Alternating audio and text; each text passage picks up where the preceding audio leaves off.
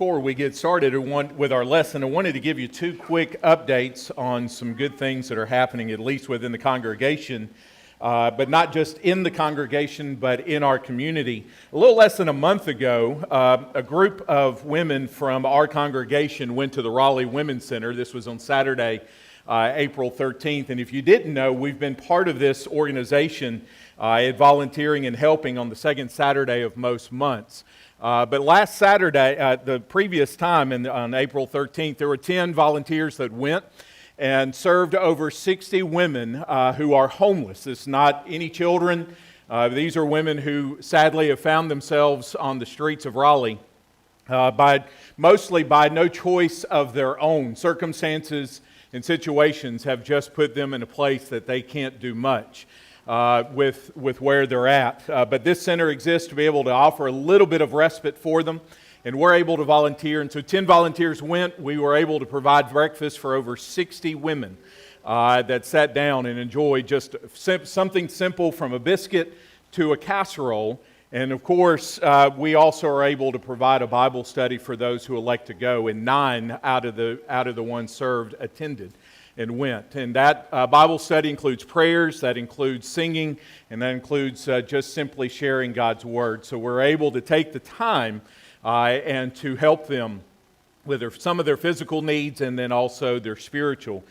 This takes place most months on the second Saturday of every month from 8:30 until 10. So a group of ladies are there for an hour and a half or a little bit less or a little bit more depending on the day.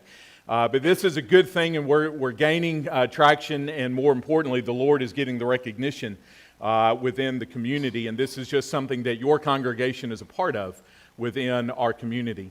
2 months ago, I stood up here at the beginning of March, and I mentioned to you that we had recently purchased a list of names, 79 new families that have moved in to a 2.5-mile radius of this church building, of this facility. Since that time, in the last 2 months, 59 attempts have been made to reach out to our brand new neighbors. These could be individuals who are just single all the way to 4 or 5 members in the family in an apartment, townhome, or in a home. 59 attempts have been made by 9 2-member teams at the least. There have been more, sometimes 3, sometimes 4 that are going out at a time. But out of those 59 attempts, 18 positive contacts have been made. And what that means is, in terms of a contact, somebody we were able to pray with at the door, somebody that may have invited us in, somebody that just had a great conversation with one of our team members on their porch. They weren't in a hurry. We weren't in a hurry. It's amazing that we pray that we should go out into all the world, and we should. But if we're paying attention, we're seeing a lot of the world come to us, not just in terms of immigration, but just people who are moving into the area. And perhaps the one number that I was most pleased with in being able to see and tally is that while there are those who cannot go out and knock on a door, there are those who give some of their time when a contact is made to write a simple card. They've never met them, they've never talked to them as far as verbal conversation, but they wrote them a card. Did you know that in 2 months, this congregation has written and mailed out over 200 cards, either welcoming them to the community or acknowledging that we have prayed with them and prayed for them and that we are continuing to pray for them. This is what the congregation is doing. It is my request that you continue to pray for all of this that's happening, and if there's anything that you want to know more about or if you want to see how you can get involved, then obviously you can see me afterwards. Our theme this year has been entitled Becoming, the path from here to Him, and it's based off of Romans 8:29, where God's will and purpose for everyone who calls or refers to himself or herself as a Christian to be molded and to be shaped into the image of Jesus.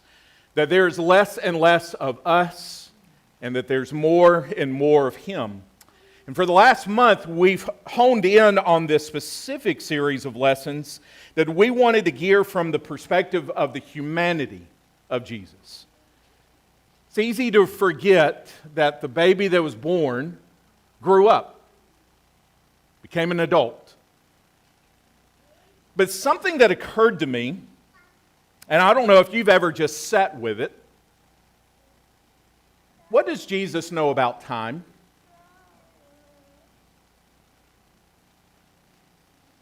What does he know about it?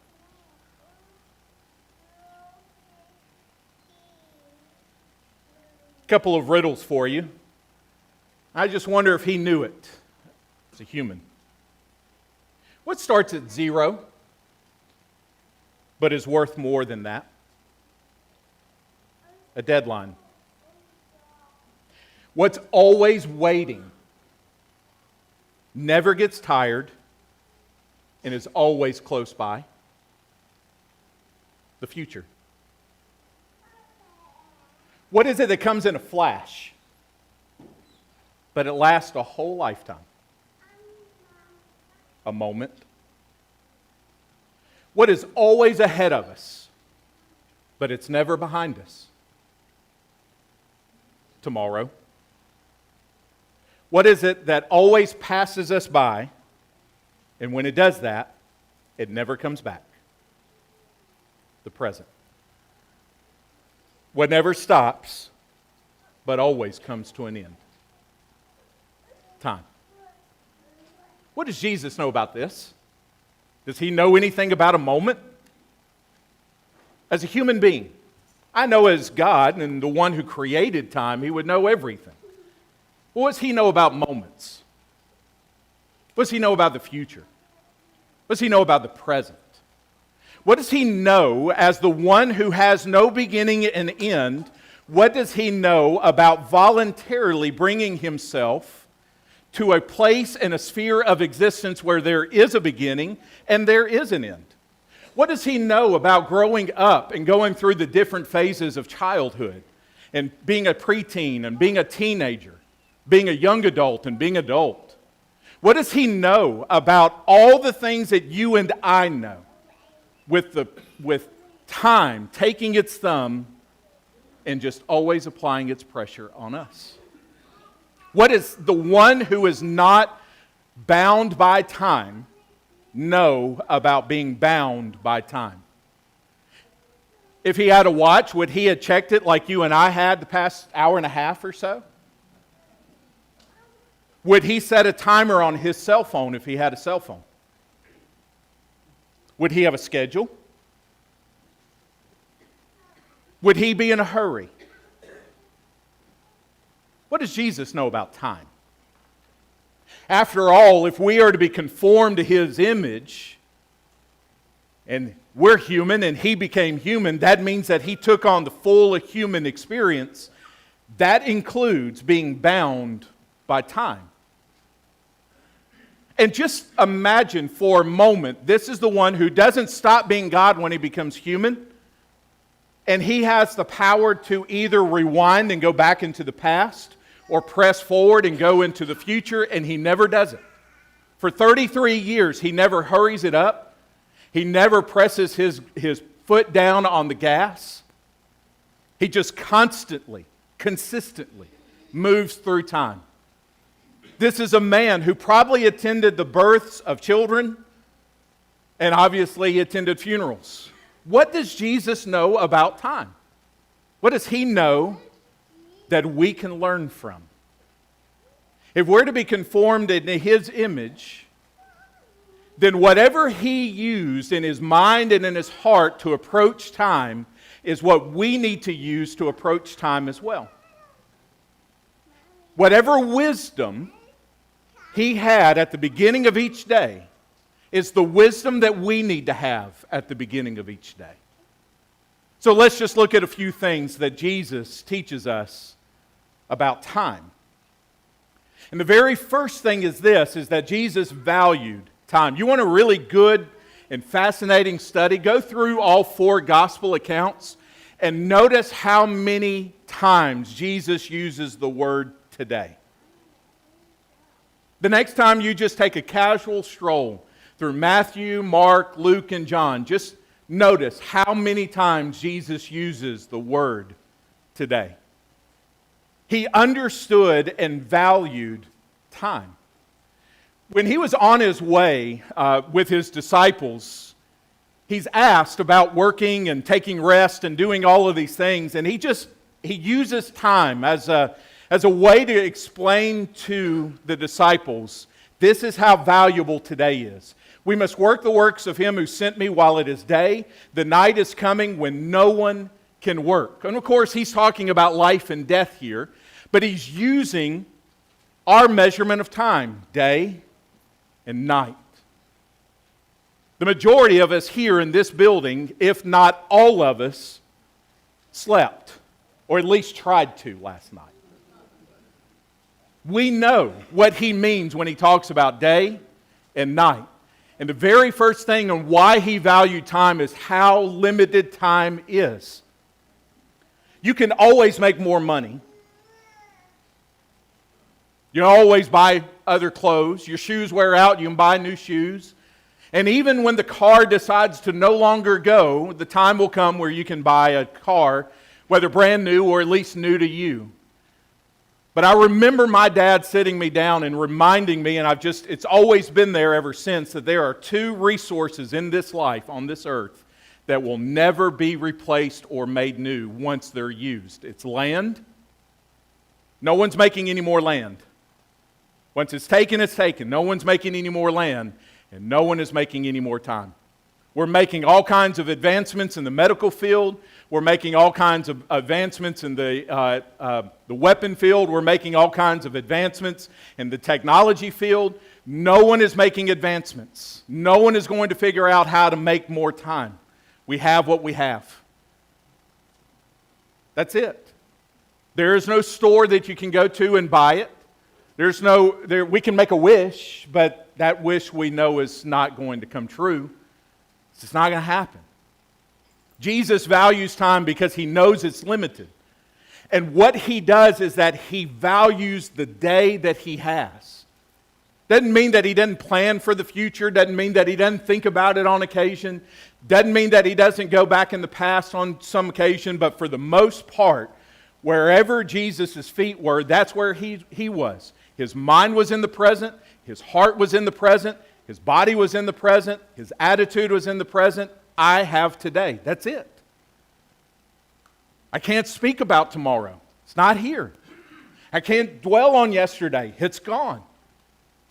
The value of knowing that time is limited meant that he was going to value today.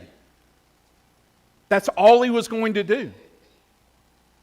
And I'm convinced, and it was mentioned in class with Brian, that his favorite book is Ecclesiastes, and Solomon just goes through that great poem in Ecclesiastes 3. And I was just sitting there with this, and I wonder what Jesus would do. What would he point us to when it comes to make sure that in our heart and our mind we truly get to the point where we value time? Because I would hope that it's not a funeral that gets us to the point where we value time. And I hope it isn't a momentous occasion of just simply having the birth of a child or the graduation from high school or college. That it shouldn't just be those specific once-in-a-lifetime moments that make us value time. That it shouldn't be a doctor who gives us a diagnosis that makes us value time. That the heart of wisdom that Paul wants us to have is that you wake up every day and you know the value of time. Whether something happened or not to jar you awake, to waken and enliven your heart. At the same time, if God speaks to us through a funeral to get us to value time, good. And if he speaks to us through a doctor and a diagnosis or a potential diagnosis to shake us awake and to get us to realize how valuable today is, great. And I think what Jesus would do is he would say, you remember Moses? Did you know that Moses did a whole lot more than just the 5 books of the Old Testament? Did you know that Moses wrote a psalm? Oh, Jesus, I never knew that he wrote a psalm. I thought they were all by David and Solomon and others. No, Moses wrote a psalm. And he actually seemed, with the content of the psalm, he seemed to have written it as an old man. And he begins that psalm this way. Teach us to number our days, that we may get a heart of wisdom. Jesus stood as a human being, yes, God in the flesh, but flesh nonetheless, bound by time. And he learned very early on the wisdom of numbering his days. Not just literally in the sense of birth to death, but numbering today. And the only day that you've got and I've got is this one. And there are so many of us who are struggling right now because we're living 2, 3, 4, 5 days into the future. And some of us are struggling because we're living 2, 3, 4, 5 days in the past. I know this because I was doing it on the drive up here. My wife would tell you I have a bad habit about that. And I forget. We all forget. And Jesus values time, and if we're going to be conformed to His image, if we're going to be shaped, and if we're going to be molded, and we're going to be pressed, as the will of God is for us, when it comes to us and Jesus, then we need to learn in our heart and in our mind and with our life to value time. You only got today, and even today is not guaranteed, and we know this. What would your day look like among the many prayer requests that you begin every day with? And I hope you begin your day with prayer. What would your day look like if you asked God every day that He gave, teach me to number my days? Teach me to number my days, because if a moment comes in a flash but lasts for a lifetime, then I want to make the moment count. If the future is always in this perspective or that perspective, it's always close, then I want to be ready for that, whatever that may be. Teach me to number my days, because I've only got one life. However many years that may be, I've only got one. Give me wisdom when it comes to time. We'll pray for wisdom when it comes to money. We'll pray for wisdom when it comes to our family. We'll pray for wisdom when it comes to choosing a degree. We'll pray for wisdom when it comes to having a career. We'll pray for wisdom on where to live. Why not pray for wisdom on how to use the most valuable and limited resource we've got? Jesus valued time, and we're going to be conformed to His image. We need to value that time as well. And because He understood the value of time in the big picture, and because He was able for the most part to live within today, that means that Jesus prioritized. Charlie did a fantastic job the other Sunday with the lesson, and showing us just how much Jesus had to endure in one 24-hour period. You think you were as busy as Jesus is or was? I couldn't imagine going through an entire day that Jesus did. His day begins with the news of losing his cousin, a family member, but then also a co-worker within the kingdom. And it ends with the demands of a group of people that are hungry, and he just never wavers, but his life is guided by time. That means Jesus had to prioritize, just like you and I have to prioritize. There are just some things that are more important. There are just some things that need more attention. And the constant struggle for all of us living on this earth is the tension that exists of that which is spiritual and eternal and that which is temporary. And it's a constant juggling match. I know it, you know it, and guess what? Jesus knew that too.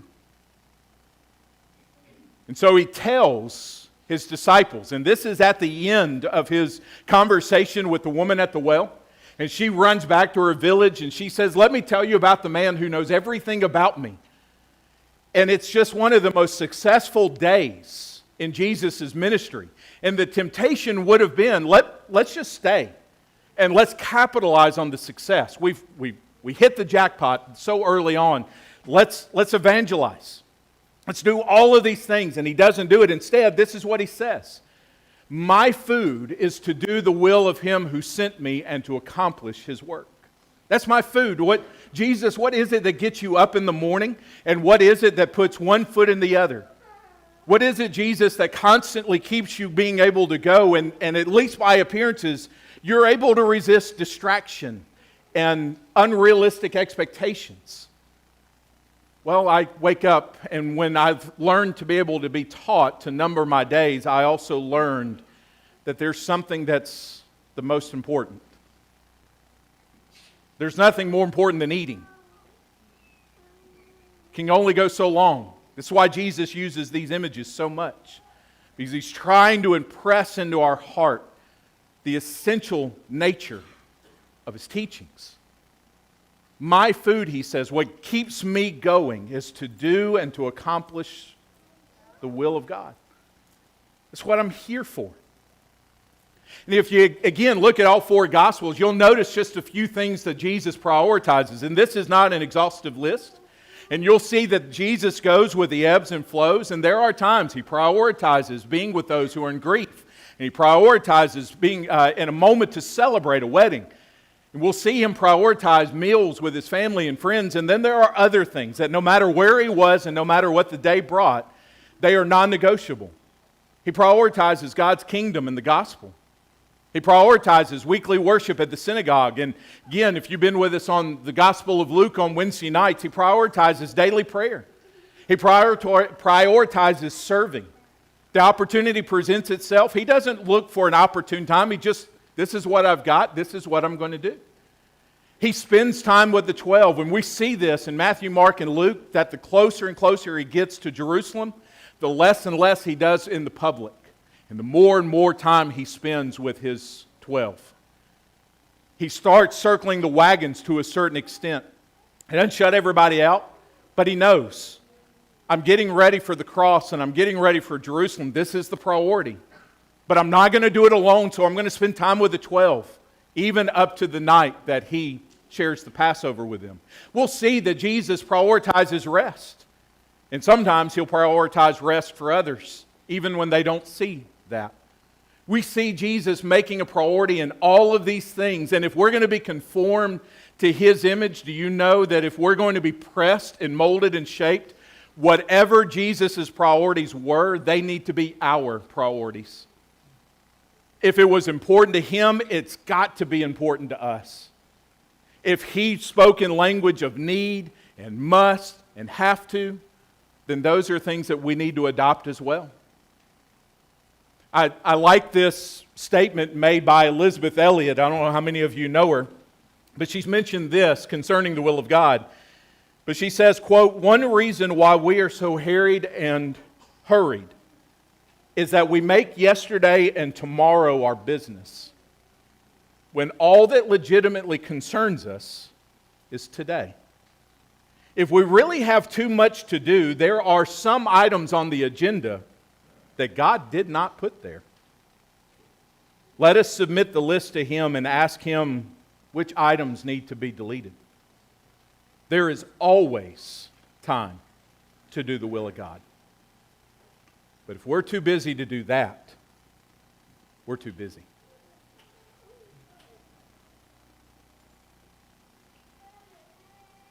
If we're going to be conformed to His image, His priorities need to be ours.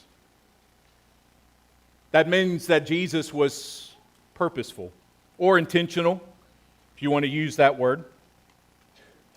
The older I'm getting, I'm only 41, so I still got a ways to go. The more and more I realize that our life is not regulated to the accidental, and it's not regulated to the coincidental. Most of our life is intentional. Decisions you make, the path you walk, the person you marry, the place you go to school or a job, whatever it is, and that includes the spiritual matters of life as well. Nobody trips and falls into following Jesus on accident. Nobody just stumbles coincidentally into becoming a disciple of His. We just don't fall into something. If we are going to be pressed and molded into His image, and He had an attitude and a mentality of intentionality, we need to have the same thing. So in Mark chapter 1, 37 and 38, after Jesus had again a successful day, He goes out early the next morning before anybody else is up, or at least he thinks so, and He's going to begin His day with prayer. And what we later learn is that He's praying for the cities and the towns that He's going to go through that day. But notice that somebody finds Him. They found Him and they said to Him, "Hey, everybody's looking for you. Everybody's looking for you." And again, the temptation of that moment would be to capitalize on the success. Let's stay here and capitalize on what we have. Everybody's heart is ready. Everybody's mind is ready. Everybody's excited, is passionate. We really don't have to do a lot of work to get people motivated. They're ready to hear. Everybody's looking for you, Jesus. And it always strikes me, whether here in other passages, it's what Jesus says versus what He could have said. He could have said, I'm glad they're looking for me. I don't have to go out and beg. I don't have to appeal. I don't have to search. I don't have to do anything. They're just being served on a silver platter. Let's go do that. He doesn't say that. Instead, he says, let us go on to the next towns that I may preach there also, for that is why I came out. He was purposeful. He was intentional. There's a principle and a lesson in this that you can stay where you are spiritually if you want. Any of us can stay. Wherever we are, we can stay there. Or we can be purposeful and intentional about it. But if we're just assuming that a coincidence will happen and we'll become more into the image of Jesus, if we're just assuming that we'll trip and fall and just accidentally become more like Jesus in our mind and in our heart with our attitude, we're going to be waiting for a very, very long time. If Jesus was purposeful, we've got to be purposeful as well. We have to be intentional. That means that one of the things that we learn here is that Jesus, without seeing the word on the screen, but it's there behind the scene, is that he tells the people that found him, he says, that would be great, but no, we're not going to do that. There's a lot of us that need to learn how to say no, and I've struggled with that as well. We went through a couple of weeks ago with Mary and Martha and the distractions that Martha was under and all the things that came into our life because of the distraction of serving. And even Jesus points that out. And one of the principles that we had from that is that there's a time to serve and there's a time to learn, and the wise can be able to distinguish that. The wise know, I can only do so much with what I've got. So I need to do something. But I need to make sure that whatever it is that it translates from this life into the next life. How much of your current life and all that it is made up of, how much of it moves from this life to the next life? I like this quote from a man by the name of Thomas Merton. I don't know how many of you have heard of him before, but he gives this picture of a ladder. And he says, quote, we can spend our whole life climbing the ladder of success, only to find that when we get to the top of the ladder, that our ladder was leaning against the wrong wall.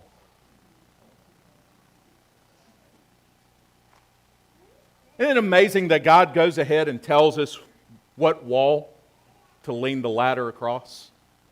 And in even more than that, he doesn't just tell us, he shows us through the life of Jesus which one matters the most. The last thing is this, and the lesson will be yours. A lot of life boils down to waiting. Have to wait. Can't hurry time up. Can't make it go any faster. I always like our hubris when we have our time change in March and our time change in November, as if we can add and take away an hour. I always think that's just funny. It's just me. But then I wonder how much I try to do that in the day that I have. A lot of life is about waiting. But at some point, we also know there comes a time to actually get up and act. A lot of us will reason to ourselves, well, now's not the right time, and it may be true. Now may not be the right time to go buy a house. Now may not be the right time to go buy a car, to make a career change. May not be time to have children, if that's what you want. But we all know this, and this is what some of our high school seniors are learning, and they've been learning for a while now, and this is just what life is. You only wait so long. At some point, you get up and you act. And if there's a commonality that all of us share, life is, I could have done this, I would have done this. But if there's one of those that we share, it's the third one. I should have. About 5 years ago, I should have.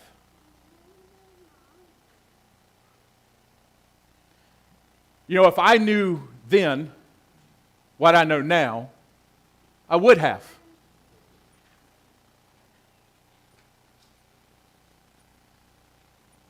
I could have done that, but for one reason or another I did. Anybody know those statements? Jesus knew those statements without them being written within the inspired word. But he also recognized that there comes a time to act. After he comes to John the Baptist and is baptized, after he goes into the wilderness and meets the devil for 40 days and 40 nights, and after the angels come and minister him, only after that does he get up and does he start his public ministry.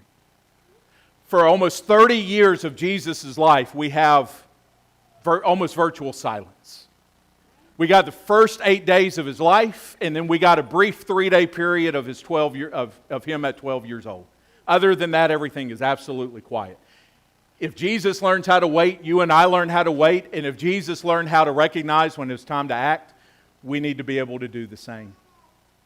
Especially if we understand the value of today. Not just whatever's in front of us, not whatever the decision is in front of us, but for most importantly, just what today is. So, what do you need to act upon? What are you waiting for? What's left? When it comes to spiritual matters in your life, if you are not a Christian, what more can be said that hasn't been said? What else can Jesus say or do? For those of us that are Christians, but we're not quite there yet, what's left? What more can be said? What more can be done? This is what Jesus teaches us. And from this moment, when Jesus gets up to act, not just in the 4 Gospels, but for the rest of the New Testament, look at how many times you see the word today, how many times you see the word now, how many times you see the question, why are you waiting? What's left? We've learned to be taught to value and to teach, to number our days. There's really not much else that can be said. Perhaps today is the day to act. Perhaps now is the time to do something. If you're not a Christian, we want to encourage you to make today the greatest day of your life on this earth by getting up and acting on the greatest decision that you can make. And that decision is to follow Jesus. It's more important than any other decision you will ever make on this earth. And it will be the one decision that you look back and there will be no such thing as should have, could have, or would have. As if you were to make it. It is the one decision that you will take with you into eternity. And that's why it's the best one. So if you're not a Christian, we encourage you to hear the words of our Lord when He says that he that believes and is baptized will be saved. We want to encourage you to do that this morning. If you've already done that, maybe the time is to come back and to rededicate and renew, following Him front and center. Or maybe today is a good day to share the prayer request that's on your heart and your mind. Whatever it is, let's do this together as we stand and as we sing.